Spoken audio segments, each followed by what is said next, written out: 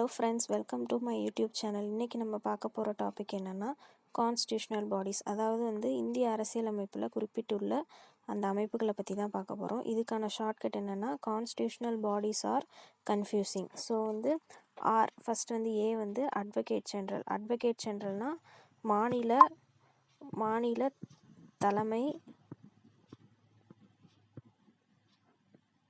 வழக்கறிஞர்.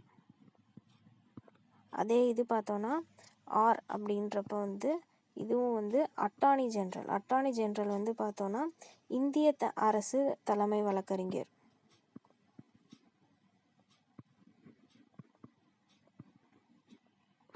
So next பார்த்தோன்னா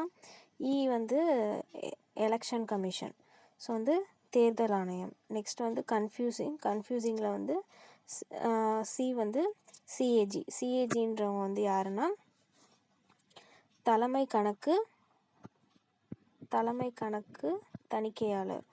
so அது நெக்ஸ்ட் பார்த்தோன்னா ஆஃபீஸர் ஃபார் லிங்குவிஸ்டிக் மைனாரிட்டிஸ். அதாவது பார்த்தோன்னா மொழியியல் சிறுபான்மையினருக்கான சிறப்பு அதிகாரி. இவர் ஸ்பெஷல் ஆஃபீஸர். எதுக்கு அப்படின்னு பார்த்தோன்னா லிங்குவிஸ்டிக் அப்படின்னா லாங்குவேஜஸ், மொழி. ஸோ மொழியியல் மைனாரிட்டிஸ்னால் சிறுபான்மையினர். ஸோ மொழியியல் சிறுபான்மையினருக்கான சிறப்பு அதிகாரி தான் இந்த இது. நெக்ஸ்ட் பார்த்தோன்னா நேஷ்னல் கமிஷன் ஃபார் எஸ்சி/எஸ்டி. அதாவது பார்த்தோன்னா தேசிய ஆணையம். எதுக்குன்னா ஷெட்யூல்டு கேஸ்ட்டுக்கும் ஷெட்யூல்டு ட்ரைப்ஸ். இதுவும் கான்ஸ்டியூஷனல் பாடிஸ் தான். நெக்ஸ்ட் பார்த்தோன்னா எஃப் ஃபினான்ஸ் கமிஷன், நிதி ஆணையம். Next UPSC. அதாவது ஒன்றிய அரசு பணியாளர் தேர்வாணையம்.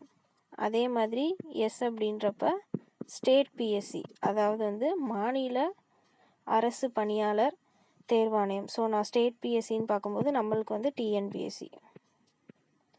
ஸோ நெக்ஸ்ட் பார்த்தோன்னா என் நேஷ்னல் கமிஷன் ஃபார் பிசி. அதாவது பேக்வேர்ட் கேஸ்ட்டுக்கான தேசிய ஆணையம்.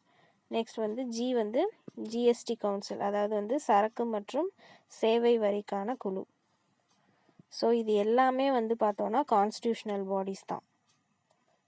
தேங்க்யூ ஃபார் வாட்சிங்.